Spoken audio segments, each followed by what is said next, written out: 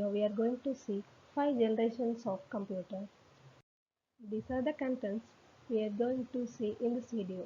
First generation, second, third, fourth, and finally fifth generation. The first generation, the period is 1940 to 1956. Here, computers used vacuum tubes in their hardware circuit and magnetic drums for their memory. They were gigantic in size, were kept in a numerous room. The heat of warmth generated by them was high in number. These are the some example of first generation.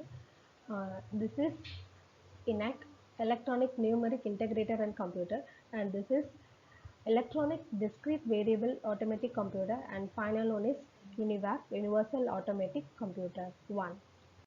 And the second generation is period of 1956 to 1963. The second generation of computer utilized transistor instead of huge vacuum tube. The transistor was designed and invented in 1947. The transistor was better than vacuum tubes. They allowed PC to become smaller, faster, cheaper, produce less energy, and consumption of energy was far lower as compared to the first generation of computer. This second generation of computer used high-level programming language as well as binary and assembly language. They used languages like Fortran and COBOL. This is some example of second generation: IBM 7030 and 7090, Honeywell 400 plus. And the third generation period is 1964 to 1971. It used integrated circuit rather than vacuum tubes and transistor. Third generation used keyboard and monitors, and operating system was built to help them to interact and communicate with each other. The operating system allowed many applications to run at one single time with the help of central program with computer program. This third generation used binary, assembly, and high-level language like Fortran, COBOL, Pascal, and BASIC. Some examples are PDP-8. This is PDP-8, and this is IBM 360, and this is PDP-11. And the fourth generation period is 1971 to at present.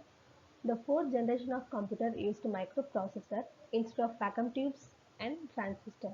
The PC that uses microprocessor, its CPU, is called as microcomputer. Microprocessor or microchip are developed using large-scale integration. In this technology, hundreds and thousands of components are integrated into a silicon chip. These are some examples. This is Intel Pentium and AMD and Apple II. The finally is fifth generation. Its period is present to beyond. This computer are in development phase which use artificial intelligence. This type of computer will be very smart. They will take their own decision when given a condition. With the use of parallel processing and superconductor are working together to develop artificial intelligence. They will be an extremely intelligent machine.